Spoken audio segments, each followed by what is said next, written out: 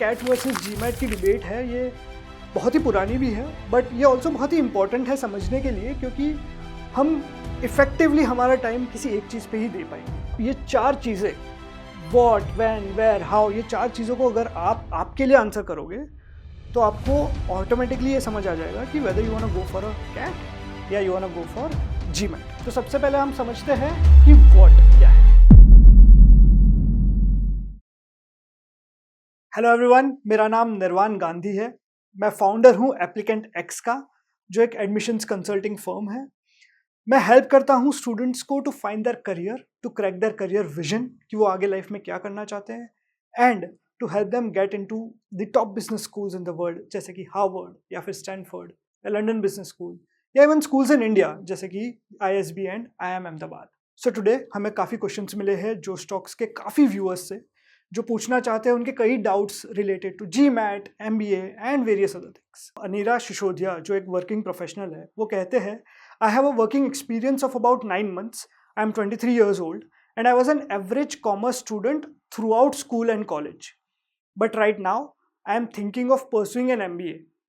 So क्या मुझे CAT ही देना चाहिए या फिर GMAT? Thank you Anaira for asking such an important question. I think ये जो CAT versus GMAT की डिबेट है ये बहुत ही पुरानी भी है, बट ये ऑल्सो बहुत ही इम्पॉर्टेंट है समझने के लिए, क्योंकि हम इफ़ेक्टिवली हमारा टाइम किसी एक चीज़ पे ही दे पाएंगे।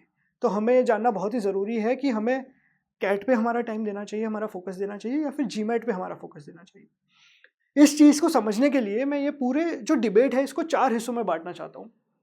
The first thing that I have is where. ठीक है, I will come to it, मैं बताऊंगा इससे मेरा क्या मतलब है। व्हेन, ठीक है। Third is what and fourth is how. मुझे ऐसा लगता है कि अगर आप ये चार चीजें व्हाट, व्हेन, वेयर, हाउ, ये चार चीजों को अगर आप आपके लिए आंसर करोगे तो आपको ऑटोमेटिकली ये समझ आ जाएगा कि whether you want to go for a CAT या you want to go for GMAT. ठीक है, now what do I mean by all these things. ठीक है, तो सबसे पहले हम समझते हैं कि व्हाट क्या है। ठीक है, व्हाट इज बेसिकली कि आपको क्या करना है, आपको समझना है। MBA एक बहुत ही ब्रॉड टर्म हो गया है आजकल। बहुत सारे कोर्सेज चलते हैं MBA की फील्ड में ही। फॉर एग्जांपल एक MBA है, उसके अलावा होता है एक एग्जीक्यूटिव MBA, उसके अलावा होता है MIM which is masters in management. ठीक है, एंड MBA में भी अलग अलग स्पेशलाइजेशन होती है। तो आपको ये समझना है कि आपको इनमें से क्या करना है, या क्या आपके लिए बेस्ट पॉसिबल डिग्री है या कोर्स है। एंड इन सारे कोर्सेज की अलग अलग रिक्वायरमेंट होती है। MIM मोस्टली अगर आपको करना है जो इंडिया के बाहर होगा, उसके लिए आपको GMAT ही देना पड़ेगा, आप उसमें कैट नहीं दे सकते। MBA में आपके पास दोनों ऑप्शन है कि आप कैट भी दे सकते हो, आप GMAT भी दे सकते हो, depending again on these 3 other factors. जो एग्जीक्यूटिव MBA है उसमें GMAT के अलावा कैट उसमें वर्क नहीं करेगा, बट उसमें GMAT के अलावा देयर इज अनदर एग्जाम जो शायद काफ़ी लोगों को नहीं पता होगी, which is executive assessment test, EA बोलते हैं उसको। तो वो भी दे सकते हो आप। ठीक है, but I limit our discussion to CAT versus GMAT। But आपको पहले यह आंसर करना है कि आपको करना क्या है। उसके बाद आपको ये आंसर करना है कि आपको कहाँ करना है, where do you want to do it. क्या आपको इंडिया में करना है ये चीज़, या आउटसाइड ऑफ इंडिया करना है। आउटसाइड ऑफ इंडिया में सिर्फ एक ही एग्जाम वर्क करती है, विच इज GMAT।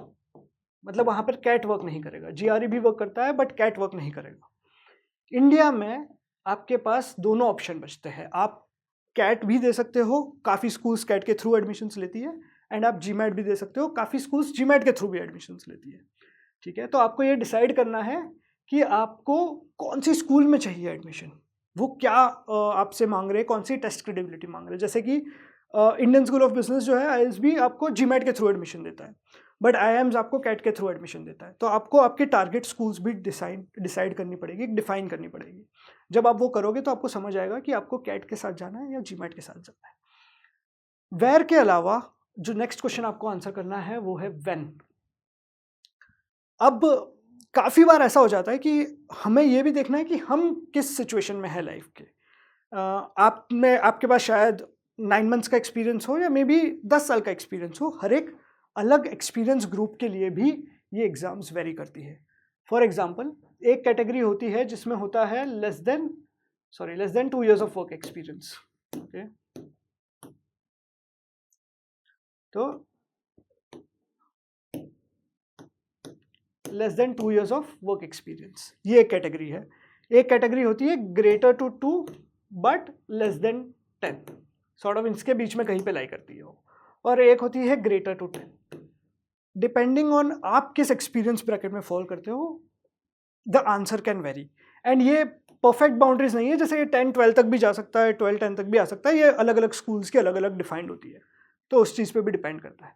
बट ये एक परफेक्ट बाउंड्री है। अगर आपके पास 2 साल से कम का एक्सपीरियंस है तो आपके पास 2 ही ऑप्शन है, या तो आप इंडिया में IIMs जैसी स्कूल्स के साथ MBA करो जिसमें सिर्फ कैट एक्सेप्टेड होता है, या फिर आप MIM करो इंडिया के बाहर।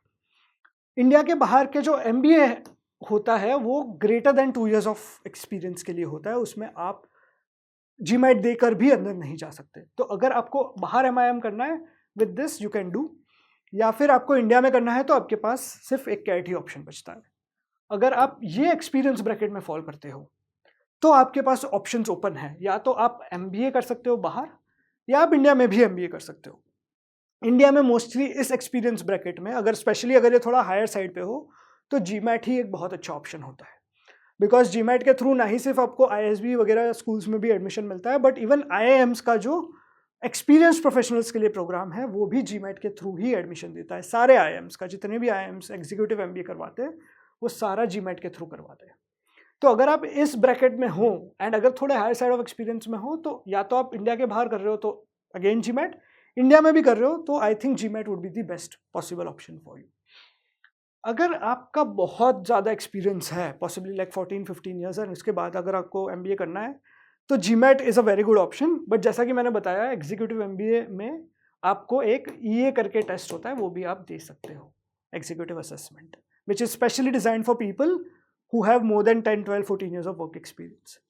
तो डिपेंडिंग ऑन आप किस जर्नी में हो, कहाँ पर हो, क्या करना चाहते हो, कहाँ हो, किस स्कूल से करना चाहते हो, आपका आंसर आप उस हिसाब से वेरी कर सकते हो। इन तीनों के अलावा अब ये 3 बहुत ही ऑब्जेक्टिव चीज़ है, ये आपके लिए आप इजीली डिफाइन कर सकते हो, बट एक ये भी होता है कि आप कैसे करना चाहते हो। आप it is now this is more of my subjective opinion, but मैं ये मानता हूँ कि आपके पास कितना टाइम है आज प्रिपरेशन करने के लिए, वो भी एक बहुत क्रिटिकल फैक्टर है। मेरा खुद का ओपिनियन है कि जो कैट एग्ज़ाम है वो बहुत ही ज़्यादा इंटेंस है, बहुत ही कॉम्पिटिटिव है, एंड हम देख रहे हैं कि ईयर ऑन ईयर उसमें जो स्टूडेंट्स जो एग्ज़ाम देते हैं वो कैसे बढ़ते जा रहे हैं। बट अगर आप GMAT देखोगे तो comparatively, I am not saying it's easy, but comparatively GMAT एक इजी एग्ज़ाम है कैट के मायने में। उसमें आई वुड से कंपटीशन कम है, बिकॉज स्कूल्स इतने बढ़ जाते हैं, पूरी दुनिया भर के स्कूल्स भी स्कूल्स उसमें आपको एडमिशन देते हैं, इंक्लूडिंग इतने सारे इन इंडिया ऑल्सो। तो मुझे ऐसा लगता है कि आप कितना टाइम दे सकते हैं, how you would like to prepare, किस तरह का आपको एक लग रहा है कि एक टाइम फ्रेम है आपके माइंड में अभी, या कितना आप एफर्ट डालना चाहते हो उसमें, विल ऑल्सो डिटरमाइन कि आपको कैट करना है या GMAT करना है। क्या आपको डर है कि आप इंग्लिश ना आने की वजह से अपने बच्चों की पढ़ाई में हेल्प नहीं कर पाएंगे? इसको आप बदल सकते हो और ये करना बहुत आसान है। डाउनलोड करो जोश टॉक्स इंग्लिश स्पीकिंग ऐप। ये ऐप आपको एक जगह देगा जहां आप बिना डरे, बिना किसी की शर्म करे इंग्लिश में प्रैक्टिस कर सकते हैं और अपनी इंग्लिश कम्युनिकेशन स्किल्स बेटर करके अपने बच्चों की मदद कर सकती हैं। Download and start practising today.